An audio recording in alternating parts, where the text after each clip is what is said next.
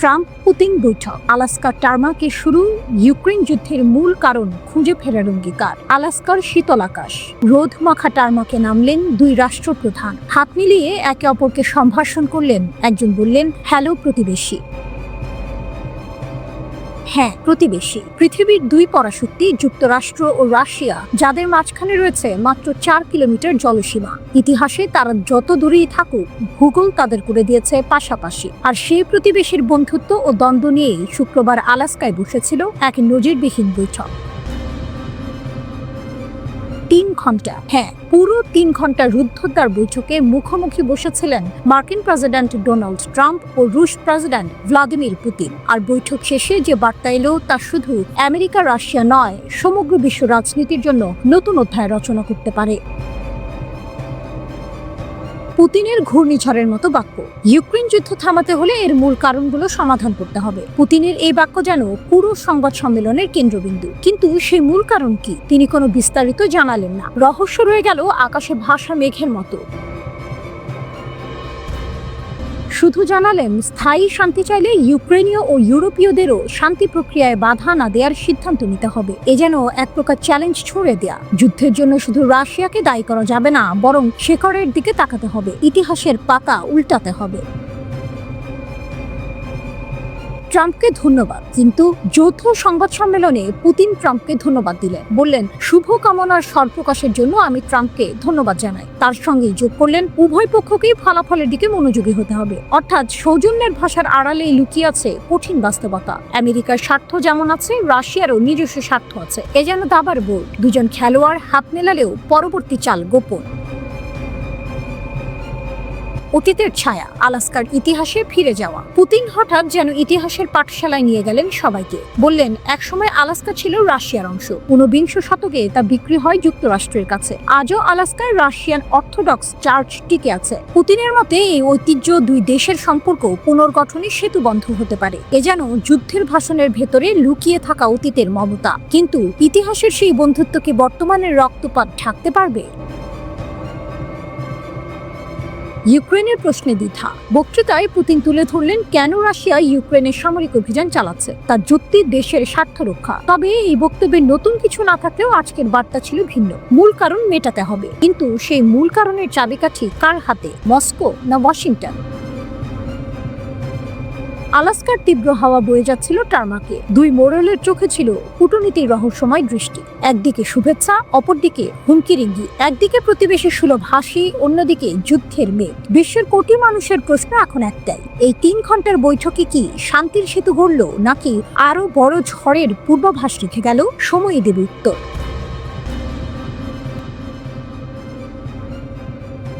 অপ্রতিরোধের স্বীকারোক্তি। রাশিয়ার নতুন ক্ষেপণাস্ত্র নিয়ে পশ্চিমা বিশ্বে আতঙ্ক। রাশিয়ার নতুন হাইপারসনিক ক্ষেপণাস্ত্র ওরেশনিক নিয়ে সাবেক পেন্টাগন কর্মকর্তা মাইকেল মালুফের একটি চাঞ্চল্যকর স্বীকারোক্তি সারা বিশ্বে তোলপাড় সৃষ্টি করেছে। মালুফ আরটি নিউজের সাথে একটি সাক্ষাৎকারে দাবি করেছেন, ওরেশনিকের বিরুদ্ধে বর্তমানে কোনো প্রতিরক্ষা ব্যবস্থা নেই এবং এটি যে কোনো সংঘাতে ক্ষমতার ভারসাম্য বদলে দিতে পারে। কেন ওরেশনিক অপ্রতিরোধ? মালুফ তার বক্তব্যে বলেন, একটি হাইপারসনিক ক্ষেপণাস্ত্রের জন্ম, যার জন্য বর্তমানে কোনো প্রতিরক্ষা ব্যবস্থা নেই, তা সত্যি চিন্তার বিষয়। ওরেশনিক প্রতি ঘন্টায় 11,000 কিলোমিটারের বেশি গতিতে ভ্রমণ করে। এই অবিশ্বাস্য গতি এটিকে যে কোনো বিদ্যমান ক্ষেপণাস্ত্র প্রতিরক্ষা ব্যবস্থার নাগালের বাইরে রাখে। তিনি আরও জানান যে যুক্তরাষ্ট্র থার্ডের মতো ক্ষেপণাস্ত্র প্রতিরক্ষা ব্যবস্থাগুলোকে অভিযোজিত করার জন্য কাজ করছে বটে, কিন্তু এই প্রোগ্রামগুলো এখনও প্রাথমিক পর্যায়ে রয়েছে। সুতরাং হাইপারসনিক হুমকি মোকাবিলায় এখনই কোনো কার্যকর ক্ষমতা নেই। যুদ্ধের ময়দানে প্রথম পরীক্ষা। 2024 সালের নভেম্বরে রাশিয়া ইউক্রেনের সামরিক বাহিনীর ওপর আক্রমণ করার জন্য ওরেশনিক ব্যবহার করেছিল। রুশ প্রেসিডেন্ট ভ্লাদিমির পুতিন দাবি করেন যে ক্ষেপণাস্ত্রের ওয়ারহেডগুলো ম্যাক 10-এরও বেশি গতিতে উড়েছিল, যা বিদ্যমান বিমান প্রতিরক্ষা ব্যবস্থা দ্বারা বাধা দেওয়া যায়নি। এই সফল পরীক্ষা প্রমাণ করে যে ওরেশনিক একটি কার্যকর অস্ত্র, যা প্রচলিত এবং পারমাণবিক উভয় প্যালোডি বহন করতে সক্ষম।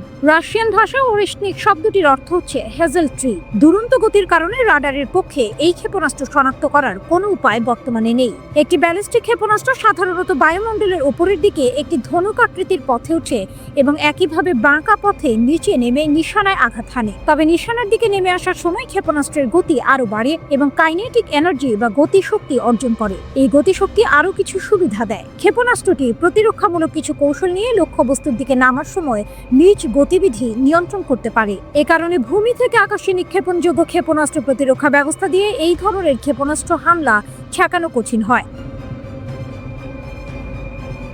পুতিনের ঘোষণা এবং কৌশলগত প্রভাব। পুতিন ঘোষণা করেছে প্রথম সিরিয়ালে উৎপাদিত ওরেশনিক সিস্টেম রাশিয়ার সামরিক বাহিনীতে প্রবেশ করেছে এবং উৎপাদন লাইন এখন পুরো দমে চালু রয়েছে। তিনি আরো বলেন যে বছরের শেষ নাগাদ এই অস্ত্রটি বেলারুশেও সরবরাহ করা হবে। বেলারুশে এই অস্ত্রের উপস্থিতি ইউরোপের জন্য এক নতুন কৌশলগত চ্যালেঞ্জ তৈরি করেছে, যা পশ্চিমা বিশ্বের নিরাপত্তা উদ্বেগকে আরো বাড়িয়ে তুলেছে।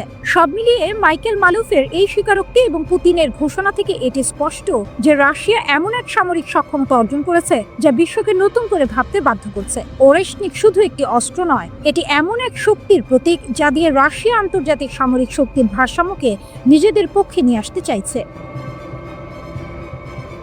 সামরিক বিশ্লেষক ভ্লাদিস্লাভ শুরিগিনি রুশ সংবাদ মাধ্যম ইনভেস্টিয়াকে বলেছেন, ওরেশনিক ক্ষেপণাস্ত্র আধুনিক ক্ষেপণাস্ত্র প্রতিরক্ষা ব্যবস্থাকে ভেদ করার ক্ষমতা রাখে। তিনি আরো বলেন, এটি পারমাণবিক ওয়ারহেড ব্যবহার না করেও গভীর সুরক্ষিত বাংকার ধ্বংস। ভোর হচ্ছে, তবে পূর্ব দিগন্তে সূর্য নয়, উঠেছে যুদ্ধের কালো মেঘ। চারিদিকে শুধু রণক্ষেত্রের গন্ধ। মার্কিন প্রেসিডেন্ট ডোনাল্ড ট্রাম্প এক চালবাজ দাবাড়ের মতো রাশিয়ার নাকের ডগায় দুটি পারমাণবিক সাবমেরিন এনেছেন। তার হুঙ্কার 8ই আগস্টের মধ্যে সবকিছু শান্ত না হলে ফল ভালো হবে না। কিন্তু রাশিয়া তো আর চুপ করে বসে থাকার পাত্র নয়। ট্রাম্পের হুমকির জবাবে পুতিনের সহচর সাবেক প্রেসিডেন্ট দিমিত্রি মেদভেদেভ গর্জে উঠেছেন। তিনি ট্রাম্পের এই আলটিমেটামকে হুমকি এবং যুদ্ধের দিকে পদক্ষেপ বলে অভিহিত করেছেন। আর এরপর থেকেই দাবার চাল পাল্টে গেছে। পারমাণবিক অচলাবস্থা, রাশিয়ার পাল্টা চাল। রাশিয়া তার পারমাণবিক ক্ষেপণাস্ত্রের উপর থেকে সমস্ত নিষেধাজ্ঞা তুলে নিয়েছে। ক্রেমলিন ঘোষণা করেছে এখন থেকে মস্কো আর আইএনএফ যুগের ক্ষেপণাস্ত্র পাল্লার বিধিনিষেধ মেনে চলতে বাধ্য নয়। অর্থাৎ তারা এখন 500 থেকে 5500 কিলোমিটার পাল্লার মধ্যে ভূমি থেকে উৎক্ষেপণযোগ্য ক্ষেপণাস্ত্র যে কোনো মুহূর্তে মোতায়েন করতে পারে। এই ঘটনার জন্য রাশিয়া সরাসরি মার্কিন যুক্তরাষ্ট্র এবং ন্যাটোকে দায়ী করেছে। তাদের বক্তব্য, পশ্চিমারা তাদের নিরাপত্তা বিঘ্নিত করছে এবং কৌশলগত ভারসাম্য নষ্ট করার চেষ্টা করছে। আইএনএফ চুক্তি ও তার পরিণতি। 1987 সালের আইএনএফ চুক্তি, যা স্বল্প ও মাঝারি পাল্লার ক্ষেপণাস্ত্রের ব্যবহার নিষিদ্ধ করেছিল, 2019 সালে মার্কিন যুক্তরাষ্ট্রই প্রথম তা ভেঙে দেয়। তখন তারা রাশিয়াকে চুক্তি লঙ্ঘনের জন্য অভিযুক্ত করেছিল। রাশিয়া তখন বলেছিল যে আমেরিকা নতুন করে কোনো ক্ষেপণাস্ত্র মোতায়েন না করলে তারাও করবে না। কিন্তু এখন সেই প্রতিশ্রুতি থেকে তারা সরে এসেছে। রাশিয়ার পররাষ্ট্র মন্ত্রণালয় স্পষ্টভাবে জানিয়েছে চুক্তিটি আর পালনের মতো অবস্থায় নেই। পররাষ্ট্রমন্ত্রী সের্গেই ল্যাভরভ এর আগেও সতর্ক করে দিয়েছিলেন যে মার্কিন যুক্তরাষ্ট্রের কোনো পদক্ষেপের প্রতিক্রিয়া হিসেবে মস্কো পাল্টা ব্যবস্থা নিতে পারে।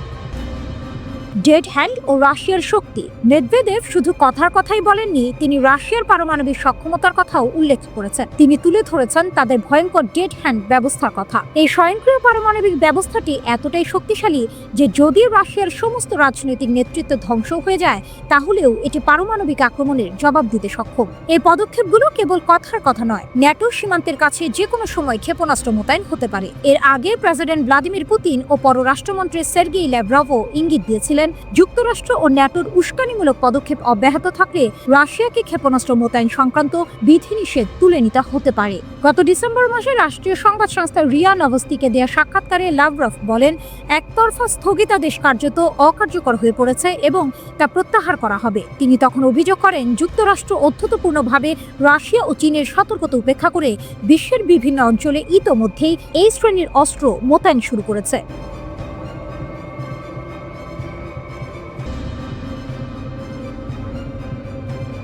রাতের আকাশে একসময় একসাথে উঠত তাদের ড্রোন। রাশিয়ার যুদ্ধক্ষেত্র আর ইরানের কারখানা যেন একই ছন্দে নিঃশ্বাস নিত। সেই শাহেদ 136 ইরানের প্রযুক্তি, রাশিয়ার যুদ্ধের হাতিয়ার। $1 বিলিয়ন বেশি মূল্যের চুক্তি, কূটনৈতিক মঞ্চে হাত মেলানো, ক্যামেরার সামনে হাসি, সবই যেন এক অবিচ্ছেদ্য বন্ধুত্বের প্রতীক ছিল।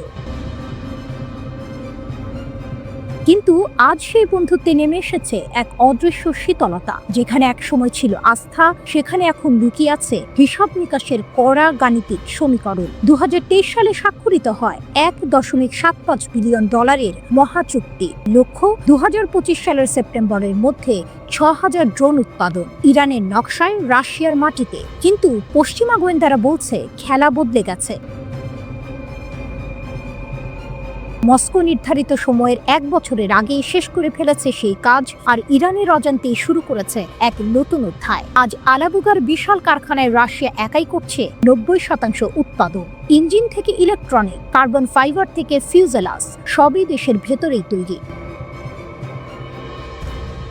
ফলাফল নতুন রাশিয়ান শাহেদ, আরও বড় ওয়ারহেড, দীর্ঘস্থায়ী ব্যাটারি, উন্নত যোগাযোগ ব্যবস্থা, আর দামও নেমে গেছে নাটকীয়ভাবে। 2022 সালে প্রতিটি ড্রোনের দাম ছিল প্রায় $2 লাখ, এখন সেটি মাত্র 70,000-এ। মাসে তৈরি হচ্ছে গড়ে 550টি ড্রোন, যেন যুদ্ধের আকাশ ভরিয়ে দেওয়ার এক কারখানা। পশ্চিমা বিশ্লেষকদের মতে রাশিয়ার আসল লক্ষ্য ছিল স্পষ্ট, ইরানের কাছ থেকে প্রযুক্তি নিয়ে সম্পূর্ণ স্বয়ংসম্পূর্ণ হওয়া, যাতে ভবিষ্যতে আর কারোর সাথে আলোচনার প্রয়োজন না হয়। তেহরান ধীরে ধীরে হারাচ্ছে চূড়ান্ত পণ্যের উপর নিয়ন্ত্রণ। এই টানাপোড়েন প্রকট হয় গত জুনে, যখন ইরান ইসরায়েল যুদ্ধের 12 দিনের দগদগে স্মৃতি তৈরি হচ্ছিল। অনেকে আশা করেছিল মিত্র হিসেবে রাশিয়া শুধু বিবৃতি নয়, প্রযুক্তি বা গোয়েন্দা সহায়তায়ও এগিয়ে আসবে। রাশিয়া নিজের স্বার্থের বাইরে 1 ইঞ্চি নড়বে না। ইরান অভিযোগ তুলেছে রাশিয়া এখনো প্রতিশ্রুত কিছু প্রযুক্তি সরবরাহ করেনি, এমনকি কিছু অর্থ বকেয়া রেখেছে। তবু ইরানি কূটনীতিকরা বলছেন দীর্ঘমেয়াদী সহযোগিতা থেকে তারা উপকৃত হবে, যেমন সাম্প্রতিক সময়ে রাশিয়ার কাছ থেকে পাওয়া S-400 এয়ার ডিফেন্স সিস্টেম। বর্তমানে রাশিয়া ইরান সম্পর্কের চিত্রটি সহযোগিতা ও প্রতিযোগিতার এক মিশ্রণ। ইরান রাশিয়াকে প্রযুক্তি এবং কারখানা দিয়েছে, কিন্তু বিনিময়ে যা আশা করেছিল তার সবটা পায়নি। উল্টো রাশিয়া নিজের সামরিক শিল্পকে আরও শক্তিশালী করে ভবিষ্যতের জন্য নির্ভরশীলতা কমিয়েছে। তাহলে কি এই চুক্তি শুধু একটি অর্থনৈতিক লেনদেন ছিল, নাকি এর আড়ালে লুকানো ছিল আরো গভীর কোনো সামরিক কৌশল? এই প্রশ্নগুলো এখনো উত্তরের অপেক্ষায়। এই সম্পর্ক বন্ধুত্বের ভাঙন, নাকি হিসাবি মিত্রতার এক স্বাভাবিক ধারা, তা হয়তো সময়ই বলে দেবে। তবে এটি নিশ্চিত যে এই নতুন সমীকরণ মধ্যপ্রাচ্যের ভূ রাজনীতিতে এক ভিন্ন মাত্রা যোগ করবে। কিন্তু প্রশ্ন রয়ে যায়, এটিকে সত্যিই বন্ধুত্বের ভাঙন, নাকি কূটনৈতিক দাবার বোর্ডে হিসাবে মিত্রতার স্বাভাবিক ধারা? আজ রাশিয়া ও ইরানের সম্পর্ক যেন এক সিনেমার দৃশ্য, যেখানে নায়ক খলনায়কের মুখোশ বারবার বদলায়, কিন্তু পর্দার আড়ালে গল্পটা সবসময় শক্তি আর স্বার্থের।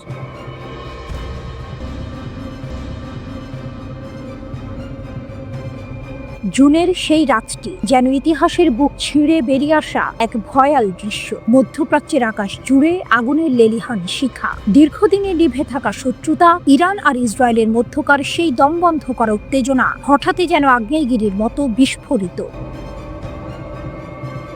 ইসরায়েলের বিমান হামলার জবাব আসে বজ্রপাতের গতিতে। তেহরানের ছোড়া মিসাইলগুলো শুধু ইস্পাত নয়, ভেঙে ফেলে অহংকারের দেয়ালও। শক্তিশালী আয়রন ডোম, গর্বের অ্যারো সিস্টেম, এমনকি যুক্তরাষ্ট্রের অতি আত্মবিশ্বাসী থার, সব মিলে গড়ে তোলা প্রতিরক্ষার ছাতা সেদিন ছিন্ন ভিন্ন হয়ে যায়।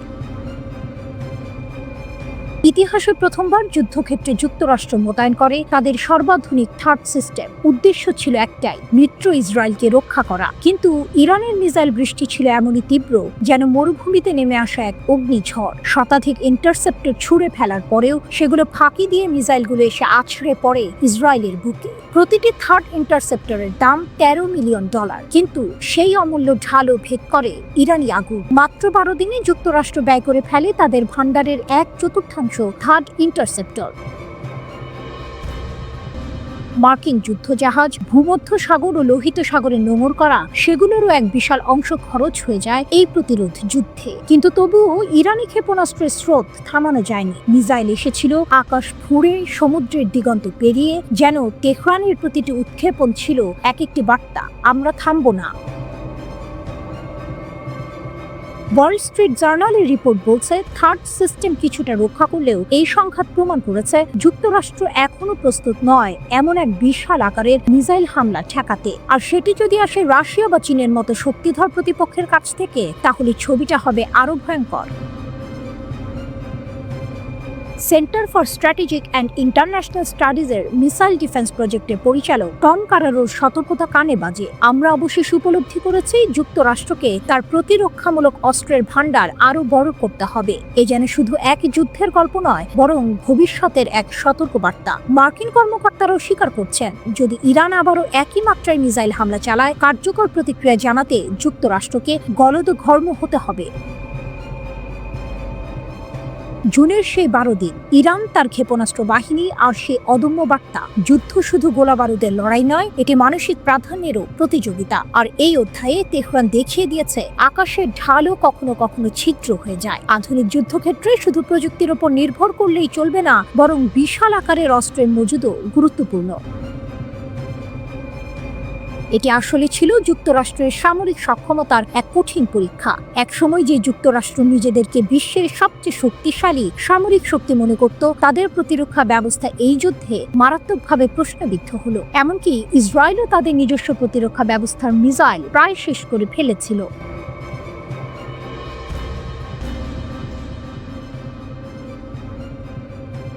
ভোর হওয়ার ঠিক আগের মুহূর্ত, রাতের অন্ধকার তখনও কাটেনি। আকাশে শুক তারা মিটিমিটি জ্বলছে, কিন্তু পারস্য উপসাগরের আকাশে তখন বারুদের গন্ধ। ইসরায়েলের আগ্রাসন ইরানের বুকে আঘাত হেনেছে। এ যেন এক বিনা উস্কানির হামলা। শান্ত পারমাণবিক স্থাপনাগুলো লক্ষ্য করে চালানো এই আক্রমণ কোনো সাধারণ ঘটনা নয়, এ ছিল ইচ্ছাকৃত আগ্রাসন। কিন্তু ইরান তারা চুপ করে বসে থাকেনি, জবাব ছিল দাঁত ভাঙা। ইরানের পররাষ্ট্রমন্ত্রী আব্বাস আরাকচি চীনের CGTN চ্যানেলে যখন কথা বলেছেন, তার কণ্ঠে স্পষ্ট দৃঢ়তা। যুদ্ধ কখনো আমাদের পছন্দ ছিল না, তিনি বলছেন, কিন্তু যদি এটি আমাদের উপর চাপিয়ে দেওয়া হয় তবে আমরা পুরোপুরি প্রস্তুত। ভাবুন তো, এক শান্ত কূটনীতিবিদ যার কাজ আলোচনার টেবিলে বসা, তার মুখ থেকে এমন কথা। এর মানে কি ইরান কি তাহলে যুদ্ধের জন্য তৈরি? ইসরায়েলের খুব খারাপ ট্র্যাক রেকর্ড নিয়ে সতর্ক করে আরাকচি স্পষ্ট করে দিয়েছেন, কোনো যুদ্ধবিরতি চুক্তিতে তাদের ভরসা নেই। তাদের সেনারা উচ্চ সতর্কতায় আছে, যে কোনো লঙ্ঘনের জন্য তারা প্রস্তুত। এই যে ইরানের এই অপ্রতিরোধ মনোভাব, এর পেছনের রহস্য কি? ইরানের শক্তির মূল কেন্দ্রবিন্দুতে রয়েছে তাদের আত্মরক্ষার অধিকার। আরাকচি বারবার বলেছেন, ইরান আত্মরক্ষার বৈধ অধিকার প্রয়োগ করতে বাধ্য হয়েছে। তাদের সেনারা আক্রমণকারীদের সফলভাবে প্রতিহত করেছে, এতটাই সফলভাবে যে ইসরায়েল নিঃশর্ত যুদ্ধবিরতির জন্য চাপ দিতে বাধ্য হয়েছে। এটা কি শুধু মুখের কথা, নাকি এর পেছনে আছে এক সুসংগঠিত সামরিক শক্তি? পারমাণবিক আলোচনার প্রসঙ্গে আরাকচি জোর দিয়েছেন রাজনৈতিক ইচ্ছার উপর। ইরান একটি ভারসাম্যপূর্ণ জয় জয় সমাধান চায়। তাদের পারমাণবিক কর্মসূচি যে সম্পূর্ণ শান্তিপূর্ণ, সে বিষয়ে তারা অনড়। 2015 সালের PF+1 গ্রুপের সাথে হওয়া পারমাণবিক চুক্তি এর প্রমাণ। এই চুক্তির ফলে স্বচ্ছতা নিশ্চিত হয়েছে এবং ইরানের পারমাণবিক কর্মসূচি অসামরিক উদ্দেশ্যে সীমাবদ্ধ রয়েছে। ইরান এই চুক্তিকে সম্মান করে চলেছে। কিন্তু বর্তমান উত্তেজনার কারণ কি? আরাকচি স্পষ্টতই বলেছেন, মার্কিন যুক্তরাষ্ট্রের একতরফাভাবে চুক্তি থেকে প্রত্যাহারে বর্তমান সংকটের মূল। এ যেন এক পুরনো ক্ষত যা নতুন করে দগদগে হয়ে উঠেছে। কূটনৈতিক সমাধানের পথই একমাত্র উপায় বলে তিনি জোর দিয়েছেন। তবে শর্ত একটাই, অপর পক্ষকে তাদের সামরিক এজেন্ডা ত্যাগ করতে হবে এবং ক্ষতির ক্ষতিপূরণ দিতে হবে। আর শান্তিপূর্ণ পারমাণবিক স্থাপনায় হামলার পরিণতি, সেগুলো হবে ভয়াবহ পরিবেশগত দুর্যোগ, যা হবে তীব্র ও অমার্জনীয়। এই উত্তেজনার মধ্যেই ইরান আঞ্চলিক মিত্রদের দিকে হাত বাড়িয়েছে। সাংহাই সহযোগিতা সংস্থা SCO এর সদস্য দেশগুলো, বিশেষ করে চীনের সমর্থনের জন্য আরাকচি কৃতজ্ঞতা প্রকাশ করেছেন। চীনের প্রেসিডেন্ট শি জিনপিং এর সঙ্গে তার দ্বিপাক্ষিক বৈঠক এবং আসন্ন SCO শীর্ষ সম্মেলনে ব্যাপক রাজনৈতিক সমর্থনের আশা ইঙ্গিত দেয় যে ইরান শুধু সামরিক শক্তিতেই নয়, কূটনৈতিক ময়দানেও নিজেদের অবস্থান সুসংহত করতে বদ্ধপরিকর। SCO ইরানকে সমর্থন করে আগ্রাসনকে ইরানের সার্বভৌমত্বের লঙ্ঘন এবং আঞ্চলিক ও আন্তর্জাতিক নিরাপত্তার জন্য হুমকি হিসেবে চিহ্নিত করেছে। এটা ইরানের জন্য এক বিরাট কূটনৈতিক জয়।